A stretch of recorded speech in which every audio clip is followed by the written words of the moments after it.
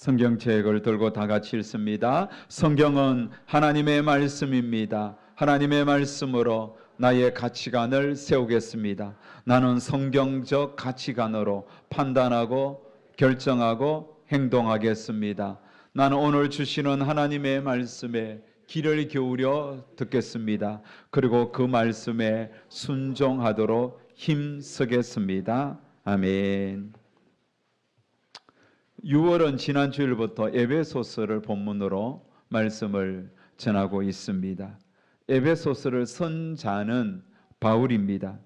바울은 자신이 선택해서 예수님을 만난 것이 아닙니다. 도리어 예수님이 그를 일방적으로 찾아가셔서 만나 주셨습니다.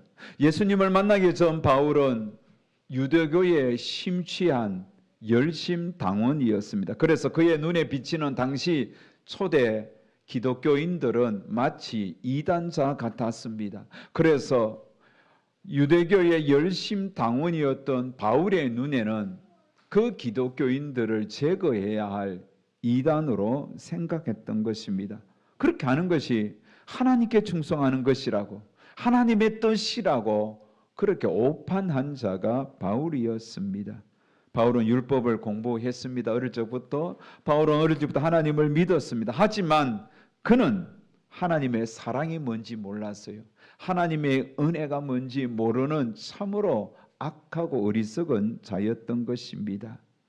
그런데 그런 바울을 하나님이 주목하셨고 보고 계셨고 때가 되어 찾아왔습니다. 일방적으로 찾아왔습니다. 그리고 그를 만나 주셨습니다. 예수님을 만난 바울은 그제야 깨달았습니다. 자신의 눈에 뭔가 가리워져 있다는 것, 뭔가 이상한 것들이 자기의 영혼을 뒤덮고 있다는 사실을 발견했습니다. 바울을 뒤덮고 있는 것이 무엇입니까? 영적인 어둠이었습니다. 영적인 무지와 어둠이었던 것입니다. 마귀가 그 바울을 그렇게 어둠으로 몰아가고 있었던 것입니다. 그런데 하나님께서 그런 바울을 불쌍히 여겨주셨습니다. 그리고 그를 만나 주셨어요.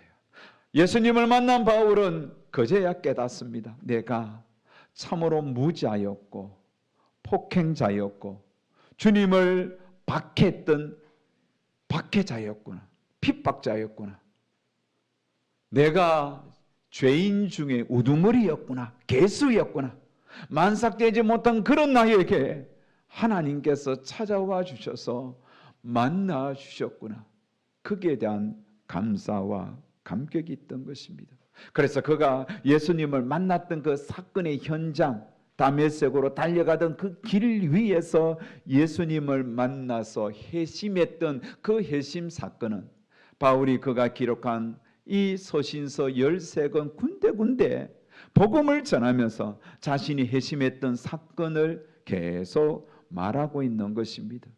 여러분, 그래서 회심 사건은 참 중요합니다. 우리 가운데 어릴 적부터 예수님을 믿어서 내가 언제 회심을 했나? 좀 그게 명확하지 않는 분들이 있을 겁니다. 하지만 중간에 예수님을 믿은 사람들, 전혀 예수 믿지 않았던 사람이 예수 믿었던 사람들은 회심의 사건들이 분명히 기억됩니다. 오늘 우리 최봉희 목사님께서 간정 집회하러 대구에 갔지만 그분은 해인사 성녀였잖아요. 성녀로서 자성과 친구가 되어 성녀로서 그렇게 살아가던 그가 정말 두렵고 무서울 때 자기도 모르게 주여 주님의 이름을 불렀다는 거예요. 그러면서 정말 인생의 막바른 너무너무 고통스러워 인생을 그냥 정리하고 싶은 그때에 주님을 만났잖아요. 회심한 거예요. 회심의 사건이 너무나 명확한 겁니다. 저 역시 어릴 때부터 교회에 다녔지만 하나님을 알지 못했어요. 하나님을 믿는 것 자체가 싫었어요. 교회 문화도 싫었어요. 그래서 주님을 떠나려고 공부하다가 그 어린 16살 때 주님을 만났어요. 그래서 저는 주님을 만난 그 회심의 시간을 너무나 명확하게 기억해요. 그리고 회심 사건을 여러분한테도 말을 했습니다. 그만큼 내 인생에는 터닝 포인트였던 것이죠. 여러분에게 주님을 만난 회심의 시간이 언제였습니까? 내가 주님을 만나서 내가 살아가는 인생길을 180도 바꾸어서 주를 위하여 살아가게 된 계기의 사건이 언제였던 것입니까? 바울은 회심 사건 이후에 그때부터 복음의 박해자에서 복음 전도자로 인생이 바뀌었던 것입니다. 정말 예수님 믿는 자들을 잡아 죽이려고 했던 그 과거의 인생, 예수님을 만난 그 기점으로 인해서 이제는 예수님을 전하는 복음 전도자가 되었습니다. 그래서 바울이 복음을 전한 곳은 지금 튀르키예 그 지방인 소아시아, 당시 소아시아 그 지역과 그 위쪽에 있는 이탈리아, 지금 이탈리아의 그쪽 그 유럽 남부 지역을 다니면서 그는 끊임없이 복음을 전하는 중에 지금 그 소아시아의 한 도시였던 에베소에도 가서 복음을 전했습니다. 에베소는 로마가 당시 세계를 지배했던 그 시대에 로마에서도 네 번째로 큰 도시입니다. 우리나라 같으면 서울, 부산, 인천, 대구나 대전 정도 되는 그런 큰 도시가 에베소입니다. 바울은 이곳에서 복음을 전하고 교회를 세워 2년간 목회하다가 또 하나님의 이끄심을 받아 이제 에베소를 떠났습니다. 그런데 그때 세운 에베소 교회가 여러 가지 문제가 발생했습니다. 그래서 바울은 에베소서를 쓸 때 그는 로마의 옥중에 갇힌 영어의 몸입니다. 그래서 갇힌 상태에서 옥중 서신으로 쓴 것이 오늘 우리가 읽었던 에베소서가 되겠습니다. 자, 에베소서 2장을 오늘 설교합니다. 에베소 2장에는 바울이 참 과거와 현재의 신분을 예수 믿기 전과 예수 믿은 이후, 그래서 이전과 이후, 예수님을 믿기 이전의 과거와 예수님을 믿는 이 현재의 신분의 변화가 얼마나 명확한지 2장 전체에 쭉 대조해 주고 있습니다. 자, 에베소 성도들이 예수님을 만나기 전에 그들의 상태는 어떤 상태였을까요? 1절에 이렇게 소개하죠. 허물과 죄로 죽었던 너희들이라고. 너희. 그들의 과거는 허물과 죄로 죽었다는 거예요. 자, 그러면 허물과 죄로 죽었던 이 모습은 구체적으로 어떤 모습이겠습니까? 두 가지로 표현할 수가 있겠습니다. 첫 번째로는 세상 풍조를 따르는 모습이에요. 이게 허물과 죄로 죽었던 모습입니다. 1절 말씀을 우리 다 같이 한번 읽겠습니다. 그때에 너희는 그 가운데서 행하여 이 세상 풍조를 따르고 공중의 권세 잡은 자를 따라서니 곧 지금 불순종의 아들들 가운데서 역사하는 영이라. 아멘. 그렇습니다. 에베소 2장 2절에 보면 그때에 너희는 세상 풍조를 따랐다고 하잖아요. 세상 풍조를 따랐다는 것은 세상의 유행이나 세상의 가치관을 따라 살았다는 겁니다.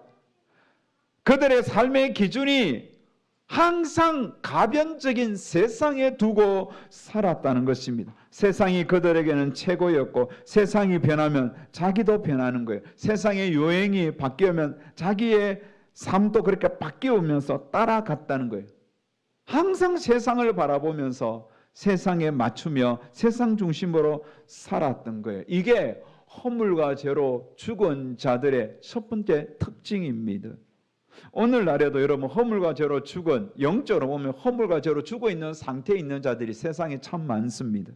예수님을 믿지 않는 자들은 영적으로는 허물과 죄로 죽었어요. 육적으로는 아무리 생기 있고 멋있고 아름답게 산다 할지라도 그들의 영적 상태는 허물과 죄로 죽었어요. 그러면서 허물과 죄로 죽었던 그들의 삶을 보세요. 세상을 따라가요. 세상에서 먹고 마시고 세상에서 떵떵거리며 살아가는 그 일에만 집중하는 거예요. 영적인 일에 관심 없어요. 내 영혼이 어떻게 될까? 내가 죽으면 어떻게 될까? 내가 이 땅에서 이렇게 살아도 되나? 여러분, 이런 고민이 많지 않습니다. 그저 이 세상에 맞추어서 사람들과 비교해 가면서 지지 않기 위하여 세상에서 떵떵거리면서 세상에서 자기를 드러내면서 살고 싶을 뿐입니다. 사실 우리도 예수님을 만나기 전에는 그런 자들이었죠. 늘 세상 중심으로 내 안에 세상만 가득 차 있었을 뿐입니다. 그래서 세상에서 늘 이렇게 통용되는 육신의 정욕 따라, 안목의 정욕 따라 이 생의 자랑거리를 추구하면서 살아갔던 세상 풍조를 따랐다는 거예요. 이게 허물과 죄로 죽은 자들의 첫 번째 특징. 두 번째 특징은 뭡니까? 육체의 욕심을 따라 사는 것이죠. 자, 3절 말씀을 같이 읽습니다. 전에는 우리도 다 그 가운데서 우리 육체의 욕심을 따라 지내며 육체와 마음에 원하는 것을 하여 다른 이들과 같이 본질상 진노의 자녀이었더니, 자, 육체의 욕심을 따라 지냈다. 그래서 육체와 마음이 원하는 것을 하여 본질상 진노의 자녀였다고 이야기하죠. 이게 허물과 죄로 죽은 자의 두 번째 특징입니다.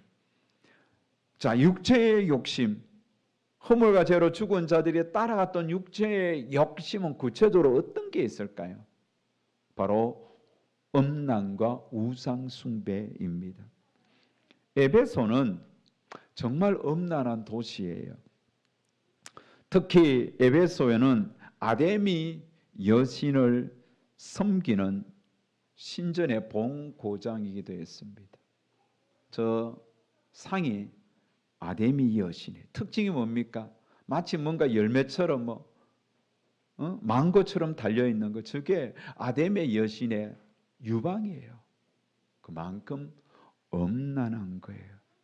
항구 도시였던 에베소가 항구의 기능을 잃으면서 생존 수단으로 아데미 여신을 섬기는 이런 문화가 자리 잡았어요. 그리고 당시 에베소 곳곳에는 저 아데미 여신과 아데미 신전 모형을 파는 그런 판매소가 참 많았습니다.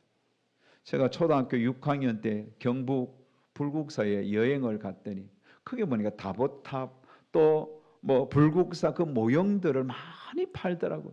어린 시절 그거 아무것도 모르고 그거 사가지고 집에 와서 책상 위에 올려놓고 한 기억이 있지요. 그런 것처럼 에베소에 가면 아데미 여신상 또 아데미 신전, 지금도 그곳에 가면 아데미 신전 그 유적지가 그대로 이렇게 기둥만 세워진 채 남겨져 있습니다. 여러분, 왜 이렇게 아데미 여신과 아데미 신전이 엄난했느냐 하면 아데미를 숭배하는 의식은 상당히 성과 관련이 많았습니다. 그래서 저 아데미 그 신전에는 무녀들, 신전 그 신녀들이 창녀들이 1000명 이상 있기도 했던 거예요. 그만큼 많았어요. 에베소 시민들은 그 아데미 여신에게 제사를 드리면서 그 제사 의식 중에 그 신전에 있는 그 무녀들과 더불어 음란한 관계를 갖는 것, 그게 그들의 종교 의식이었던 거예요. 그러니 얼마나 음란합니까? 육체의 욕심을 따라 그렇게 살아가는 거예요. 그렇게 하고도 아무런 죄의식이 없었던 겁니다. 그러니 성적으로 엄청나게 타락되었던 겁니다. 이런 문화는 지금도 변함이 없습니다. 지금 우리가 사는 세상은 점점 음란해지고 있습니다. 육체의 욕심을 따라 사람들이 가는 곳 음란해지잖아요. 좀 이렇게 살만하면 이렇게 타락하는 거예요. 타락의 첫 번째가 성적으로 타락하는 거예요. 성윤리와 성도덕이 무너지는 겁니다. 그러면서 이 성적인 것은 우상 숭배와 또 연관이 있는 거예요. 육체의 욕심을 따르면 성이 무너지고 우상 숭배로 나아가는 겁니다. 우상 숭배는 다 이 성적으로 문란한 거예요. 아데미 여신을 섬기는 우상 숭배, 엄난하고 우상 숭배 또 더럽고 추악합니다. 오늘날에도 여러분 이단들을 보십시오. 다 성적으로 문제가 있어요. 문선명이 그 교리 자체도 얼마나 음란합니까? 이만희 씨가 우리 청도 고향 사람이에요. 내가 참 부끄러워요. 그 이만희도 얼마나 음란합니까? 죽은 김기동 베레와 귀신논에 했던 그 사람도 음란하죠. JM에서 정명석도 말할 수 없는 그런 음란한 존재잖아요. 그 안산홍도 마찬가지고. 요즘 크고 작은 이단들, 우상 섬기는 자들은 다 이렇게 육체의 욕심을 벗어나는 수가 없어요. 다 더럽고 음란한 것입니다. 오늘 우리는 여러분 육체의 욕심을 따라가는 자가 아니라 하나님을 믿고 따르는 자들입니다. 혹시 내 속에 육신의 소욕들이 유혹이 오면 물리쳐야 되는 거예요. 혹시 내가 우상 숭배자가 아닌지. 우리는 이런 아담의 여신이나 부처상이나 섬기지 않습니다. 하지만 우리는 너무나 잘 알고 있죠. 우상은 하나님보다 더 앞세우는 모든 것이 우상이 된다. 우리 자신의 우상이 되기도 하고 내 자녀가 우상이 되기도 하고 내가 정말 그렇게 집중하고 있는 물질이 우상이 되기도 하고 내 고집불통인 변함이 없는 내 이 고집이 우상이 되기도 하고 내가 늘 만지작거리는 이 전자기기들이 우상이 될 수도 있다는 겁니다.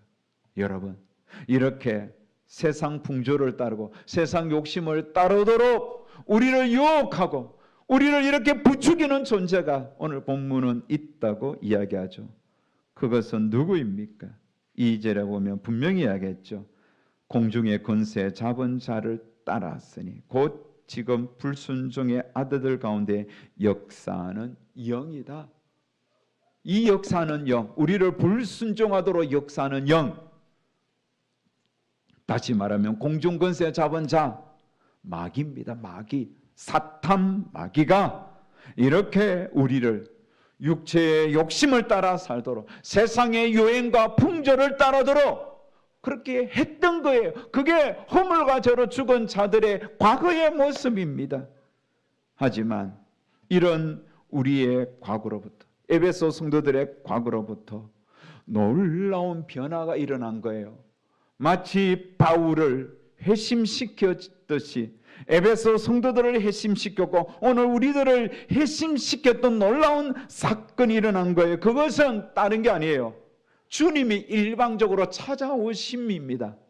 바울을 일방적으로 찾아갔던 것처럼 바울을 통하여 에베소 성도들을 찾아가신 것처럼 오늘 우리도 주님이 일방적으로 찾아오셨습니다. 우리가 주님을 찾기 위하여 애쓴 것 아닙니다. 여러분이 내가 이렇게 살아서는 안 되겠다. 나는 예수님을 찾아가야 됐다라고 찾아간 자들이 얼마나 있겠습니까? 그렇게 찾아간 것도 사실은 그런 마음을 하나님이 찾아오셔서 주셨기 때문이죠. 나는 한 것도 없는데 정말 제가 회심했던 사건을 되돌아봐도 나는 주님을 떠나려고 애썼는데 바울도 주님 있는 자를 잡아 죽이려고 그렇게 달려갔는데 하나님이 찾아오신 거예요. 우리 믿음의 선배들 정말 한국 기독교 초기의 대전도자들의 삶을 보면 다 바울처럼 박해자였어요. 기독교에 대하여 정말 폭행했던 박했던 자들이. 그런데 예수님이 그들을 찾아간 거예요. 일방적으로 찾아가신 거예요. 여러분도 우리는 육체의 욕심을 따라 살았던 자들이 소망 없이 세상의 유행과 풍조를 따라갔던 그런 자들을 주님이 찾아와 주셨어요. 그리고 우리를 구원해 주셨어요.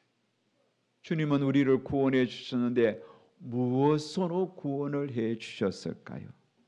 4절 말씀에 분명히 말씀하죠. 긍휼이 풍성하신 하나님이 우리를 사랑하신 그 큰 사랑을 인하여 하나님의 크신 사랑으로 우리를 구원하셨어요. 할렐루야. 하나님의 사랑으로 우리가 구원받았어요. 하나님의 그 크신 사랑, 은혜가 풍성하신 하나님의 사랑이 허물과 죄로 죽은 우리를 구원해 주셨어요. 그 하나님의 사랑의 결정체가 인카네이션, 인간의 몸을 입고 오신 예수 그리스도. 예수님의 오심은 하나님의 사랑의 오심이요, 하나님의 사랑으로 오신 예수님은 우리를 대신하여 십자가에 죽었습니다. 예수님의 죽음과 더불어 우리의 허물과 죄도 죽었어요. 예수님의 죽음은 우리의 죽음이요, 예수님의 삶은 우리의 살아남입니다. 예수님이 부활하실 때 우리도 살아났습니다. 그래서 5절에 분명히 말씀하죠. 허물로 죽은 우리를 그리스도와 함께 살리셨고 너희는 은혜로 구원을 받은 것이라.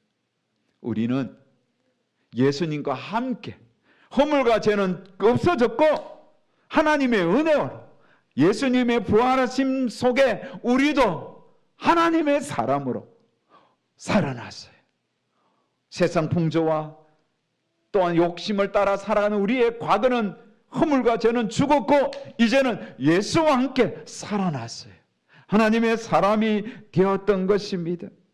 너무나 명확하죠. 그래서 바울은 에베소 교인뿐만 아니라 오늘 우리에게도 이렇게 복음을 이야기합니다. 죽음에서 살리실 뿐만 아니라 하나님의 보좌 우편에서 살게 될 것이라고 너무나 명확한 복음의 메시지. 8절 우리 다 같이 읽습니다. 시작. 너희는 그 은혜에 의하여 믿음으로 말미암아 구원을 받았으니 이것이 너희에게서 난 것이 아니요 하나님의 선물이라. 하나님의 선물이라. 여러분, 복음이 무엇입니까? 복된 소리라고 했는데 복음은 구원이 우리에게 임했다. 이게 복음이. 한번 따라합시다. 구원이 내게 임했다. 여러분, 구원이 내게 임한 거예요. 하나님의 구원이 나에게 오신 거예요. 임한 거예요. 이게 복음이에요. 그래서 우리가 구원받은 것은 전적인 하나님의 은혜예요.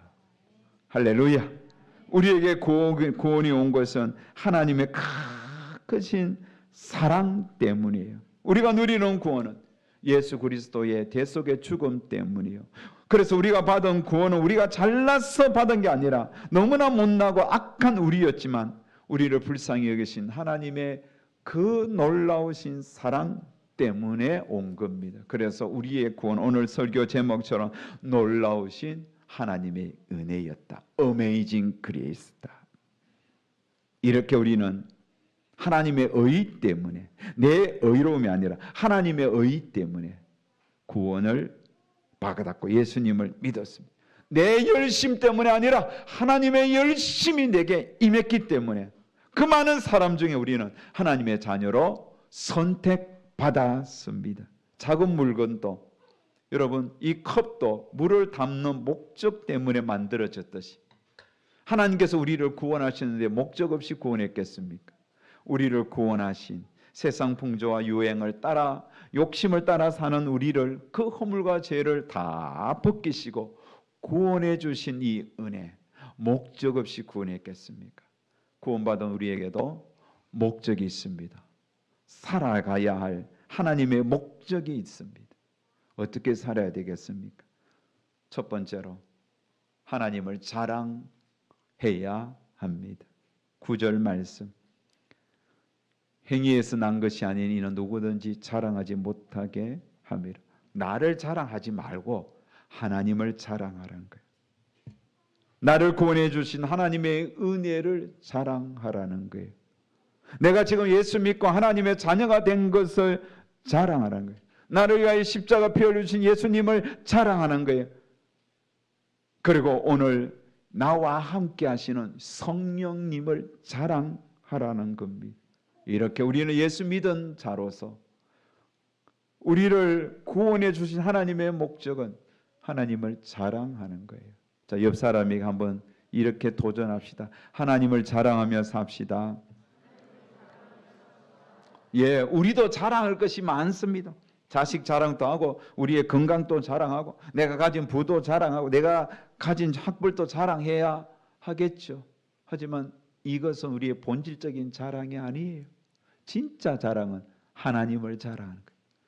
죄 많은 나를 구원해 주신 하나님을 자랑하는 거예요. 그런 삶을 삽시다. 두 번째 우리가 해야 할 일은 선한 일에 힘써야 합니다. 10절 말씀을 다 같이 우리가 읽겠습니다. 시작.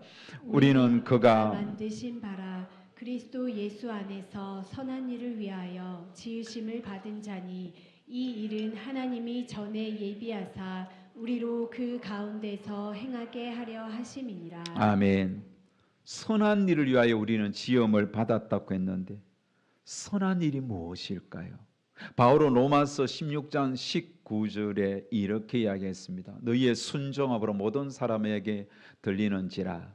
그러므로 내가 너희로 말미암아 기뻐하노니 너희가 선한 데 지혜롭게 악한 데 미련하기를 원하노라. 너희는 선한 데 지혜로워라.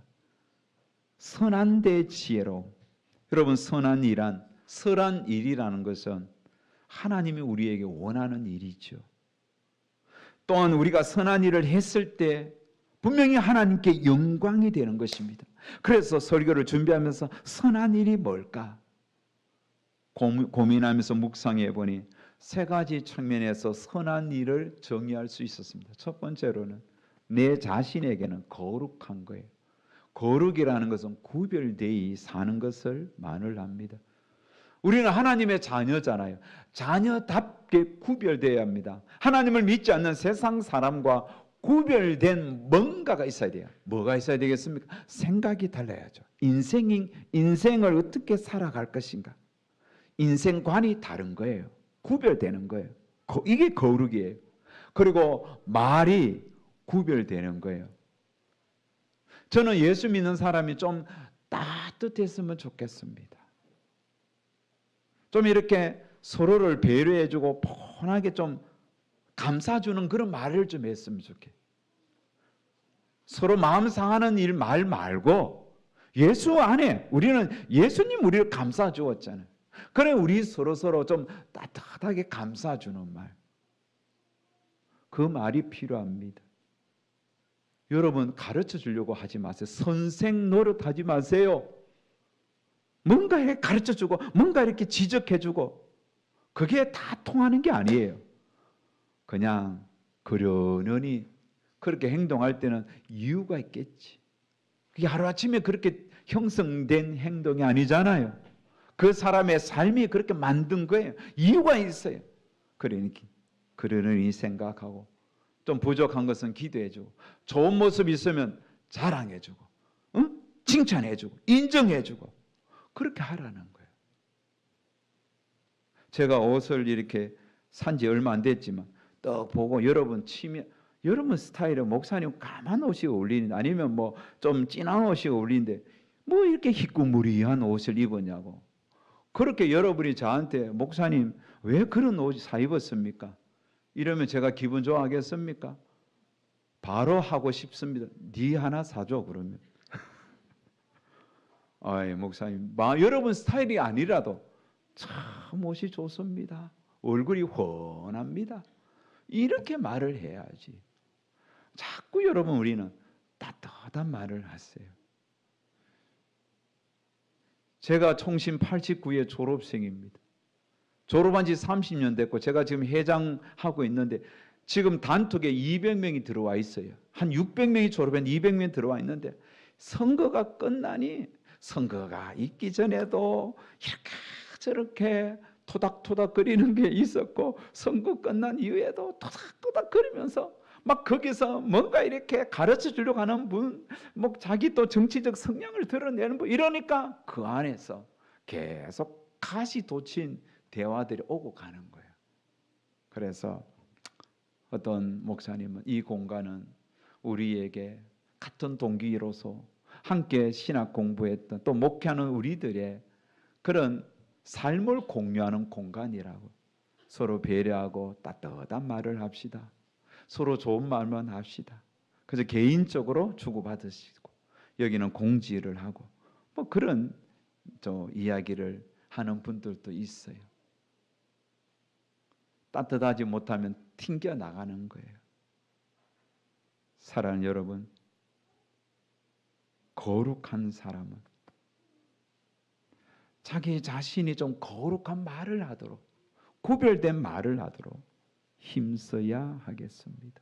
내 행동이 다른 사람을 배려하는 말을 해야 되겠습니다. 그래서 선한 일이라는 것은 결국은 나 자신이 구별되고 또 경건해지는 거룩이 있는 건데, 자, 이게 타인을 향해서는 또 첫 번째가 연관되는데 두 번째로는 타인을 향해서는 우리가 사랑하는 거예요. 이게 선한 일이에요. 뭔가 돈을 투자하여서 뭔가 큰 일을 하는 게 선한 일이 아니라, 그것도 물론 선한 일이지만 여러분, 예수 믿는 우리들은 타인을 향하여 배려하고 따뜻함으로 사랑하는 거예요. 사랑으로 섬기시기 바랍니다. 타인을 정말 따뜻함으로 사랑을 흘려보내 주시기 바랍니다. 사랑으로 섬겨주는. 세 번째로 여러분, 선한 일이라는 것은 세상을 향해서는 복음을 전하는 거예요. 때를 얻든지 얻지 못하든지. 예수 믿으면 영원히 삽니다. 이게 복음이에요. 예수 믿으면 죽어도 삽니다. 살아서 믿는 자는 영원히 삽니다. 예수 믿으면 행복합니다. 예수 믿으면 천국 가서는 영생 복락 누립니다. 복음을 전하세요. 가족에게, 지인에게, 친구에게, 직장 동료에게 예수 믿으시라고. 예수 믿으시라고. 말로만 전한 게 아니라 내가 좀 손해보더라도 그들을 섬기면서 선한 영향력을 드러내면서, 아, 예수쟁이는 진짜 예수 믿는 사람은 뭔가 다르네. 그런 다름을 보여줄 수 있는 하나님의 사람 되어야 되겠습니다. 빌립보서 1장 6절 말씀에 이렇게 말씀합니다. 너희 안에서 착한 일을, 선한 일을 시작하신 이가 그리스도 예수의 날까지 이루실 줄을 우리가 확신하노라. 여기서 착한 일은 복음 전파입니다. 사랑하는 성도 여러분, 우리는 허물과 죄로 죽었던 자들입니다. 영적으로 죽었기에 우리는 주님 앞에 돌아오기 전에는 세상 풍조를 따르고 세상의 욕심을 따라 우상 숭배자였고 엄난한 자였는데, 그 크신 하나님의 사랑이 우리에게 오셨어요. 구원이 내게 임해서 우리는 하나님의 자녀가 되었습니다. 그러기에 자녀된 우리들은 하나님을 자랑하고 선한 일에 힘쓰는데, 선한 일이라는 것은 나 자신에게는 경건함과 거룩함, 타인은 사랑하고 배려하고 아끼고, 그리고 세상을 향하여 복음을 전하면서 선한 일에 지혜로운 우리 모두가 다 되시기를 주의 이름으로 축복합니다.